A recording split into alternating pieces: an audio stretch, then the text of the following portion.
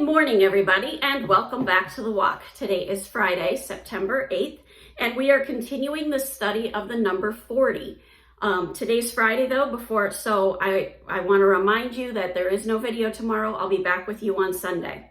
Now, yesterday we said that in the gematria, the 13th letter of the Hebrew alphabet, Mem, has the gematria of 40. So it is directly tied biblically to the number 40. So the letter Mem has the pictograph of waters, the waters of knowledge, wisdom, and the Torah. Now think about this. Moses was on Mount Sinai, also called the mountain Horeb, for 40 days, 40 nights, and he comes down with the Old Testament. He comes back down that mountain with the law, 40 days, and he comes down with the law. The number of this letter Mem is 40, and it means wisdom, knowledge, and the Torah. Right there. It represents both waters and manifestation. It is the ability to dive deep into wisdom. When you go into that prayer closet and you are listening to that still small voice of the Holy Spirit, you are diving deep into the wisdom that God is showing you. You are you're digging into the Word. You've tuned out the rest of the world and you're focused on God. Continuing with this article about the letter Mem, and I got this from GabrielELevy.com. It is said that every person is the thirst for the words of the Creator, which are the waters of life. The open Mem refers to revealed aspects of providence, while the closed Mem refers to the concealed part of the celestial rule that nonetheless guides us all and of all existence.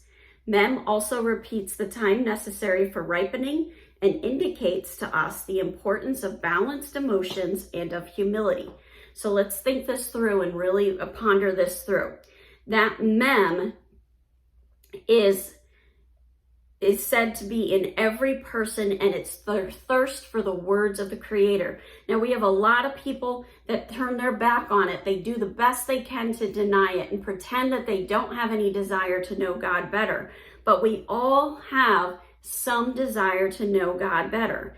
Now, when the Mem is open and it's not like closed off, it refers to aspects of providence.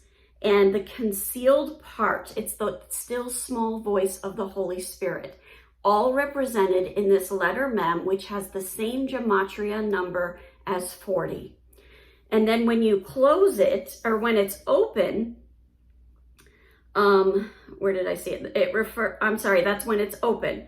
When it's closed, it's the concealed part. When it's open, it's the revealed providence of God. It's God showing up and showing off and his glory being revealed. It also represents that time necessary to ripen and indicates a balanced emotion of humility and balanced emotions and of humility. So when we are ripening our fruit, we're getting ready to expose that fruit. We're going through that trial. We're going through that testing. God is preparing us for that calling. We are ripening. That is happening in the number 40. That's what the number 40 represents. It corresponds to the number 40 and represents the time necessary for ripening that leads to fruition. 40 days for the development of the embryo, 40 years in the desert reaching the Holy Land, 40 years development before Moses was prepared to lead the people to Israel. And one of the things that I found in my research of this number 40 is that we have 40 weeks for a human being to be born. And what part of the living creation was created in God's image? God, it's the human beings. And human beings, typical gestation is 40 weeks. There's no doubt that there's no accident in that. Mem is the letter of water, and it symbolizes the fountain of divine wisdom and of the Torah.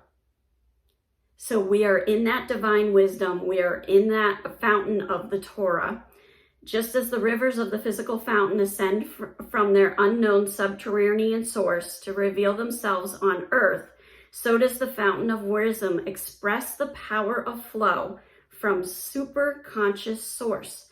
Where does that superconscious source come from? It all comes from the Holy Spirit. It is all rooting from that time that you have in that prayer closet. And once again, I'm going to point out that your prayer closet is not a physical closet. It's just a place where you can go and be with God uninterrupted. So go get into those prayer closets and enjoy that time with God. And I'll see you on Sunday. God bless. Have a wonderful day and keep walking the walk.